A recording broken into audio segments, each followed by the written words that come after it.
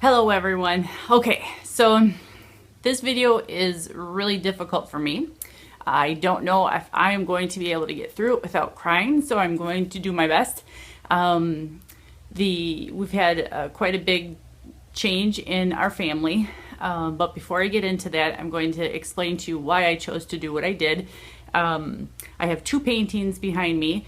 I was challenged by Sharon. She's so fabulous, well, another YouTuber here, so I'll go ahead and put her video or her link somewhere as a card in this video, as well as down below in the description box.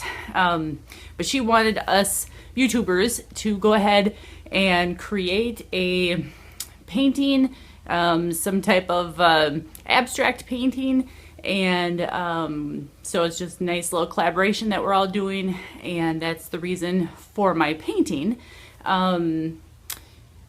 Little background story here before I get into the tutorial or why I did it or part of everything that's going on, is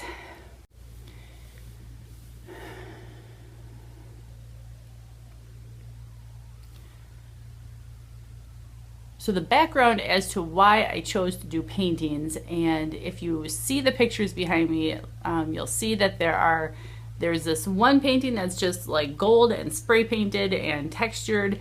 That's just kind of by accident. You'll see in the video, I didn't really plan to make it look like that, just kind of turned out that way.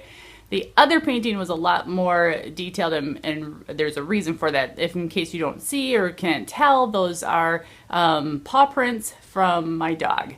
So I don't know if any of you have ever been in a situation where you have a pet, you have a life situation where you need to move and you're not able to bring your pet with you. So that is currently the situation that I am in right now with our family. We are in the process of moving to another home, and this other home does not allow pets, so we are renting. When we started off this journey, we were owning our own home, and things have changed since then. We are no longer homeowners, we are renters, and so in the process, you try to find the best location that you can for your family, and then ultimately, if your pets can come with you, then that's a bonus. Again, it wasn't my idea to take pets along with us to house and uproot their life and our family's lives, but sometimes in life those things happen, and the new home that we're moving to just does not allow pets. And so unfortunately we had to rehome our pet, our dog. So thankfully our daughter is going to be taking our two cats, and so that was a very difficult part of the equation to begin with, and so knowing that, I thought this would be a great opportunity to make a keepsake of my dog, and keep that around for me to remember him always.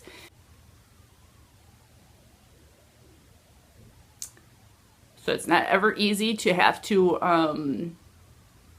not have an animal. It's even harder when, I think it's harder like when your animal passes away due to old age or an accident or an injury. I mean, that's very abrupt and scary and sad. But to make the conscious decision to move your pet, your family pet, onto another home, because you no longer can have that pet, I think that's really difficult because of the fact that that animal is so a part of you. It feels almost like an adoption, I guess, giving a pet away. And I don't want to downplay anybody who is a human being and having to adopt out their own child. That's a whole different situation. I'm not at all trying to compare the two. This is just words that I'm using to describe how I'm feeling, and so it's been very, very difficult for my family, for myself especially, and yeah, that kind of is it in a nutshell without getting too much into detail and into depth. So I will go ahead now and show you how I created this masterpiece, if that's what you want to call it.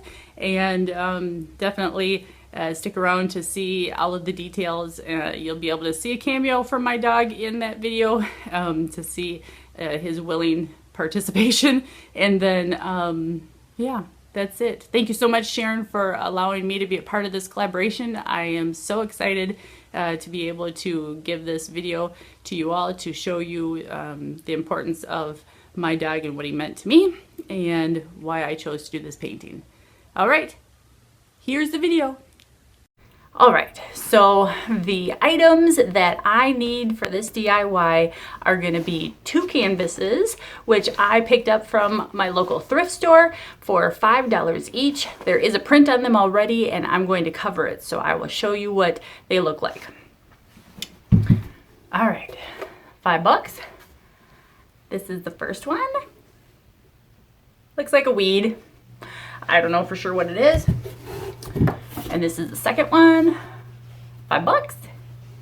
And that also kind of looks like a weed. Do not know.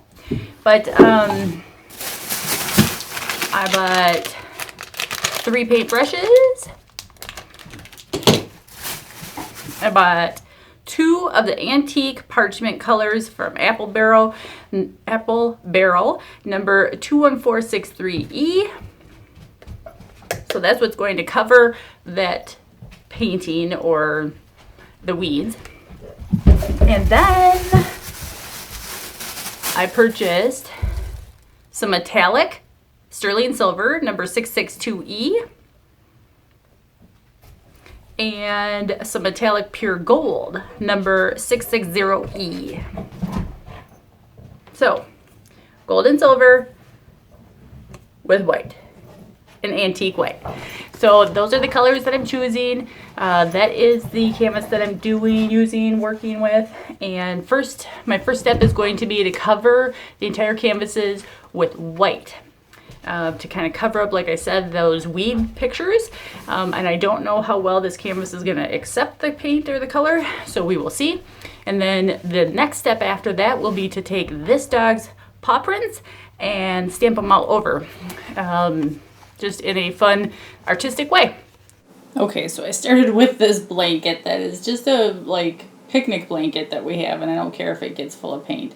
And here's my white paint. Now I will tell you, and I will be honest with you, it was really difficult, a lot more difficult than I thought it was going to be, to get paint on this canvas. Like, that canvas absorbed, and there must be like wood underneath, and then that wood absorbed all my paint. And so it took a lot more paint than I thought it was going to cover this canvas. So I didn't even bother painting the sides because, well, I ran out of paint.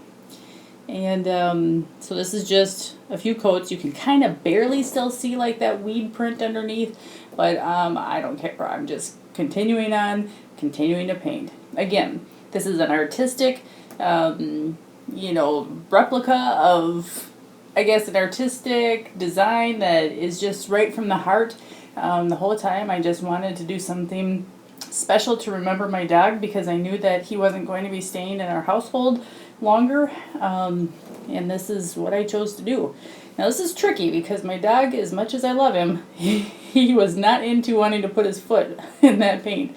So he kept running away and backing up, and little by little we just backed up against the wall, and I was only able to get one painting done with his paw prints. My hope was that I was going to get both done, but now I'm just kind of working on the second one, and I'm just making circles and swirls with gold and silver. And then as I'm looking at it, I'm like, ugh, I don't really like that much. So then I went ahead and started with my spray paint, because I thought, gold spray paint, you can't really go wrong with that. So here's my masterpiece. I add a whole bunch of glitter, some spray adhesive, more glitter, and these are what I ended up with. So paw prints and gold prints and me.